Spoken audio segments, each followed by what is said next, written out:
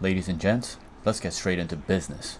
In the process of trapping Harden, Post is late to recover on the Zubac roll, Draymond is there for the help, Curry is there to disrupt the pass along with Draymond, Post recovers and contests really well, but Zubac somehow gets this crazy shot to fall. Here Curry is on Harden and does a nice job of keeping him in front. Harden drives to the middle and dishes to the rolling Zubac. Post walls off Harden and recovers nicely on Zubac, and here comes a big test to see how Post does against Zubac one-on-one. Zubac throws his shoulder into the chest of Post. Post absorbs it perfectly and doesn't give Zubac an inch of space. And look at this beautiful contest on the hook shot attempt that falls 2 feet short from the rim. Okay, we see you. Post sets a nice screen for Curry. The quick roll forces the switch. Draymond sets a second screen and Zubac does an amazing job contesting. And I don't know how Curry is able to get this shot off, but he almost always does, and it's nothing but net. The Clippers have 2 screeners to give Harden room to work. Curry does a quick hedge to stop Harden in his tracks before scramming back to his man and gets a hand on the ball to throw off Bogdanovic. Post is there to wall off the drive, as is Butler. Bogdanovic dishes off to Zubac. Post immediately recovers and pressures this little floater into another miss. You can't teach being 7 feet tall, and Post has done a really good job bothering Zubac so far, something no one else has been able to do for the last 2 years. Kawhi drives to his right against Butler before Post drops down to wall off the baseline, and there's that 7-footedness again as he forces Kawhi into a tough shot and a miss. Curry does a great job boxing out Zubac, and Post secures the rebound. Again, Harden has 2 screeners up top and goes to his right, and Post moves his feet really well and preventing any kind of blow-by opportunity. Kuminga does a nice job keeping Zubac from rolling freely to the rim. Harden has nothing and is forced to dish to Bogdanovic with an opposite side pass, giving Kuminga time to recover. Bogdanovic shoots and airballs. Post keeps Zubac out of the paint. Warriors possession. The size of the starting unit is really a factor so far, and a lot of it is due to Post doing a good job reading everything and moving really well on the floor. A lot of this would break down if 6'4" Potts is in there instead of Post. There's a lot more to cover here, but if you like the content so far, be sure to subscribe, hit the notification bell, and that like button so that this video gets out to all the Warriors fans out there. Your support is much appreciated because I'm not a video editor and these videos take a long ass time to make for your viewing pleasure. Here Harden blows by Kuminga. This is too easy, but the combination of Post, Draymond, and Butler are making it really hard for Harden to even consider trying to get all the way to the rim.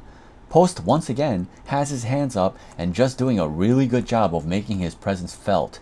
Harden dishes to Jones Jr., who airballs the 3. The 3-point shots fall easier if the other team can get easy looks inside, but when they know nothing inside is available, that suddenly puts more pressure on the shooters to convert. This is why I emphasize the importance of size, rebounding, and paint protection, because without it, the Warriors are not a truly serious team. Personnel is everything, and this stuff won't work if Post as the team's anchor isn't doing his job. Clearly, he's making a big impact to start this game, as the Clippers have managed to score just 10 points in the first 5 minutes of the game. Post comes up to set a screen for Curry, who rejects and dribbles to draw Zubac before sending a pass behind his back to Post, and he does what he does best, knocking down the open 3. Harden is off the ball here. Jones Jr. gets ready to set a screen for Harden, but Harden simply cuts away from the play and completely loses Kuminga in the process. Zubac makes the pass. Warriors are now stuck playing 3-on-2. Harden dishes off to Batum, who misses the open 3. Post runs back and immediately locates Zubac so that he can properly box him out and does so successfully. Get out of there, Buddy Hield. That's not your rebound. Curry dribbles into traffic and draws 3 bodies before dishing off to Post once again, who's wide open for another 3, and he drains it again. Oh my gosh. A 14-10 lead turns into a 20-10 lead in the blink of an eye, and the first unit has taken complete control to start this game, with Post playing a gigantic role in not only containing Zubac and ISO, but also keeping him off the glass, walling off against the likes of James Harden and Kawhi Leonard, and almost completely shutting off any opportunities inside the paint and putting a lot of pressure on the perimeter shooting of the Clippers. Here again, Zubac tries to gain ground against Post. Cannot. Draymond is right there for the help anyway. The ball goes to Batum, who says "F that," and just gives it right back to Zubac to try to establish some kind of presence in the paint. Zubac obliges and attacks away from Draymond. tries to drive through Post, who's standing stiff without an inch given up, and Zubac straight loses the ball out of bounds. Post has effectively neutralized and rendered Zubac useless in the paint so far. At this point, I'm pretty blown away by the job Post has done. What he's been able to do in the first 6 minutes of this game is not normal. Harden inbounds to Zubac, and look what he does here. The slightest feint to his right after the pass and fakes Kuminga out of his shoes.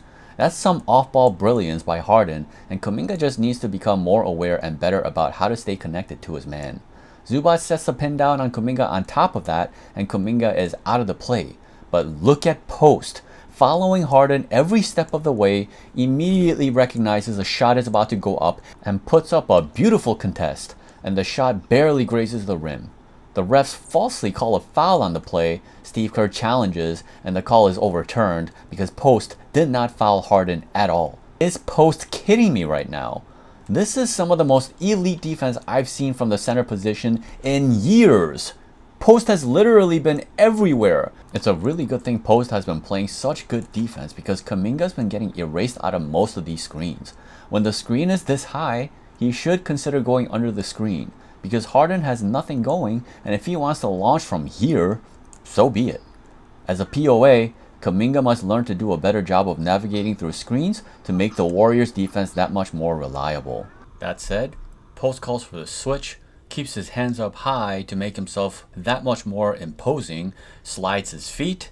Harden tries to take him all the way to the rim, and look at Post continuing to slide his feet all the way down, keeps his hands up high for verticality, then rises up to completely deter this layup attempt by Harden.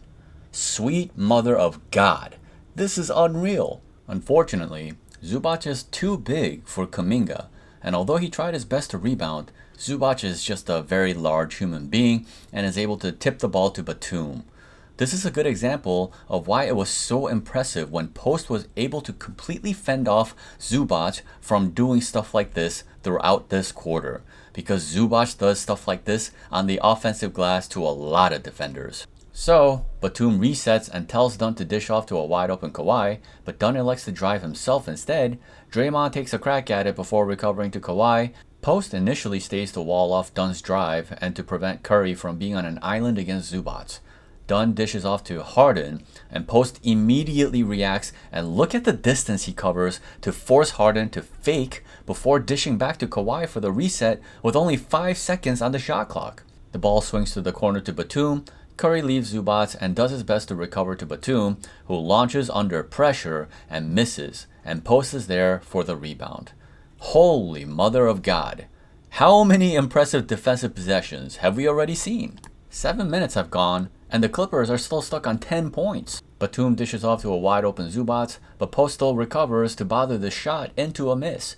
It would have been ideal if Kuminga would jump here, because if he did, he could probably tip the ball away to Draymond, but the ball peacefully bounces right back to Zubac, who now has too good of a position for the easy putback. Zubac sets a high screen on Hield. Post is, of course, right there to pressure Harden, who dishes off to the rolling Zubac, who just isn't in rhythm and is constantly aware of Post's presence, and blows another floater at the rim. Post at this point is plus 15 and held the Clippers to 12 points in 8 minutes of play. John Collins takes a crack at Post to start the second quarter, and it's hard to see what exactly happened here, but Post falls down on contact, as does Collins. I suppose it was a legal play because nothing was called, and John Collins actually was called for a 3-second violation. Dunn drives against Moody. Post is there to wall off. Dunn dishes to Collins, who takes another crack at Post and takes a tough hook over the outstretched arm of Post that just misses. Here he's on an island against, Kawhi. You would expect that to be a mismatch, right? Let's see. Kawhi starts to dance, but Butler cuts in to block the driving space. Kawhi decides he needs to get a shot up anyway and takes a step back 3. But Post knew it was coming, and look at this freaking contest. It throws Kawhi off his rhythm and the shot is long. Do you know how hard it is for a big to contest a shot like this? Post has now successfully contested both Kawhi and Harden. You want to talk about a test? It doesn't get bigger than that, on top of having to deal with Zubac. Collins launches a quick 3, and once again, Post is there to fully contest, and the shot is not even close. Post is literally there to contest every single shot, regardless of where that shot is being taken. If you're a Warriors fan, you should be shedding a tear right about now, because this is truly exciting stuff from Quinten Post in this game. Collins is relentless, and he goes at Post again, driving into the paint, but Post is too strong. Collins can't get any position, actually loses his balance and throws the ball away to Draymond, who dishes to a leaking pass for the easy bucket. It's winning play after winning play for Post. Post and Draymond sets a screen for Curry, who draws two and is able to dish off to Post over the outstretched arm of Jones Jr., and Post is once again able to make them pay despite Batum recovering to try to contest. On top of the endless defensive impact, Post is able to punish the other team 3 points at a time. Here Kuminga gets erased again on a screen, forcing Post to be on an island against Harden again. This is supposed to be a disaster class every time, but it's not working out for the Clippers because of Post's ability to stay in front of Harden and keep him in check in time for the defense to recover. Look at how well Post is moving his feet here. This is supposed to be a slow-footed 7-footer. For example, Zubac, a fellow 7-footer, could never consistently play this kind of defense against a perimeter talent, especially one of Harden's caliber. And look at this stance. He's forcing Harden to go only one way. Draymond, of course, sees what's going on, he gets the job done. Harden looks for a pass, but sees Curry lurking and ends up throwing a weak pass that nearly becomes a turnover, but Batum hustles for the loose ball and throws it out of bounds on Kuminga. This time, Kawhi comes off the curl, and Butler also ends up losing his man because he can't better navigate through the screen. Thank God for Post, who has just been erasing one drive after another despite the initial man losing their guy. If Post can't anchor these situations, the Warriors' defense completely unravels here. Kawhi gets all the way to the rim, but Post is there to throw him off, which is simply unreal. Nobody can score on Post in this game. Unfortunately, Butler is too small for Zubac, who is there to clean up the miss. Another screen by Zubac, but he slips it this time, giving Kuminga a chance to stay on Harden. And I like to see Kuminga try a little harder to really contest his shot, because he's flat on the ground here. That said, just the fact that he has a 7'1" wingspan helps, and Harden misses the little mid-range shot. Again, Post aggressively boxes out and secures the rebound. More screening action for Harden. Butler finally decides to go under the screen. Post is there just in case, but Butler is there for the recovery. Harden dishes to the rolling Zubac, who super methodically gets to the spot he wants. Post is putting up a hell of a fight, but Zubac finally gets one over Post. Kawhi drives middle on Butler, and Post once again reacts perfectly to provide help in the paint. But Kawhi finally shows something special, stops on a dime, and throws Post off balance while faking out Butler at the same time, and he has a free look at the rim. This is literally the first time a Clippers player got a free look inside the paint with Post in the game. High pick and roll for Harden. Post hedges hard in an attempt to trap Harden. Probably unnecessary to trap someone at the half-court line. His name is not Steph Curry. And maybe it works out better if Kuminga at least puts a hand up on the pass here, but Harden gets off a clean pass with no resistance. Zubac is now free to play 4-on-3, but fails to make the right play, which would be a pass to Kawhi. Butler forces Zubac to slow his dribble, and by the time he makes the pass to Kawhi, Post recovers and steals the ball. Kawhi drives middle again here against Draymond. Post is ready. Kawhi takes the tough mid-range with Draymond contesting. Notice how he jumped to contest the shot. The shot misses, but due to Post being in help position, he finally loses his box-out position against Zubac. But the rebound is a little long, Post is able to put up a fight, and Kuminga is able to corral the rebound and get in transition. The ball gets to Curry. Jones Jr. can't stop looking at Curry instead of staying on Kuminga, who continues cutting to the basket. Curry gives him the pretty no-look pass, and there's no stopping Kuminga on the open floor despite Batum trying his best. All of this because of great defense and fighting for the rebound on the other end. This is why I always plead for strong defensive units from Steve Kerr, because if Potts was out there instead of Post, Zubac is getting that rebound, and he's getting 2 points, and this beautiful play in transition between Curry and Kuminga never materializes. See the cause and effect? Some funny business going on here.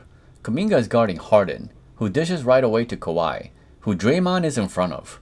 Kuminga is thinking Kawhi is about to set a screen, so he looks to get around him and basically gets in front of Draymond. Meanwhile, Harden is telling Kawhi to use Zubac's screen to get to the other side. Draymond is now confused, thinking Kuminga is trying to random switch to Kawhi. Draymond tells him to stick with Harden, but Kuminga's kinda in no man's land now. Both of them initially shift to Harden as he sags off into distance, and Draymond is now frustrated. This is like comedy gold right here. Meanwhile, a screen has been set by Zubac, but both Kuminga and Draymond are not even there to get screened. Kuminga decides to follow Zubac on the roll, and now Kawhi has an ISO situation against Post. Theoretically, Warriors defense is now partially broken. There are two separate switches they did not want, and Post is on an island against Kawhi. It should be a bad situation, but look at Post take an insanely nice defensive stance, getting low, ready to shift his feet, ready to contest. Kawhi tries a hezi, Post has no reaction. Kawhi takes a quick dribble before changing direction with a cross dribble. Post is right in front of him every step of the way. Kawhi takes one dribble to his left and rises up for the mid-range fade, and Post is right there for the jump to contest with arm fully extended and bothers Leonard into a miss. Holy shit on a stick. How many centers do you know who can guard Kawhi like this? Post at this point has officially become a demon on defense. This is insane. He takes a seat with a 6-point lead, which means he was a +9 in 7 minutes to start that third quarter. Check out Curry's defense on Harden here. Low to the ground, anticipates a drive to the left, slides his feet, Harden stops on a dime, and Curry remains glued to him. Harden attacks Curry's lead foot, but Curry anticipates the drive, gets a hand on the ball, and strips him clean. This is Curry at age 37. Curry's defense remains criminally underrated. Check out this tough defense by Moody. Up in Kawhi's space, forcing him to his left, pressuring the dribble with active arms. Lopez comes up for the screen, Kawhi rejects, Post is there like a brick wall, Moody is active with his hands and strips Kawhi at the top. Amazing defense. Butler gets the ball and for some reason Lopez decides to trap. Draymond cuts, forcing Kawhi to help. Harden has to rotate to Potts. Butler finds Post, who launches with a hand in his face and somehow hits it clean. What a shot. Wow. Another high screen for Harden. Post again decides to trap. I really don't know why he's doing this, because he's been guarding the play so well without compromising the defense to have to play 4-on-3. At least this time, Butler's hands are up to pressure Harden on the trap so that he can't get an easy pass off. Still, he dishes to Collins, who ends up being wide open because it's a 4-on-3. And they get away with it because Collins misses the jumper, but Clippers get the offensive rebound. Lopez is set to shoot the 3, but Post is right there once again to contest and the shot is not even close. All in all, Post was a +34 in this game, and you can see why. He was on demon time, and while you may wonder if he can continue to play this way, everything Post did in this game are replicable in terms of attention to detail, being in the correct positions, doing the dirty work, the box outs, the rebounding, sliding his feet, anticipating and contesting shots, being strong, and using every bit of his 7-foot frame. This is all real, which leads me to believe while there may be nights where he'll run into some tough matchups, he is capable of being a two-way threat for the Warriors moving forward, and that presence changes everything for this team. After the game, Kerr said he wants to still rotate between Post and Potts and the starting lineup, but that's absolutely silly. You just found absolute gold with Post in the starting lineup, which allows their defense to be great and puts an aging Draymond and Butler in their natural spots as small forward and power forward. Why would you compromise that by going tiny and putting Potts on the floor instead? There's only one reason I can see for why Kerr would do this, and that's his personal favoritism towards Potts, which is absolutely terrible because Kerr is choosing preference over what's actually optimal for the team. As long as Post continues to play at the level that he showed in this game though, Kerr will have no choice but to keep Post as his starting center, and this will give the Warriors a chance to play some of the best defense that they have played since their championship year 4 years ago.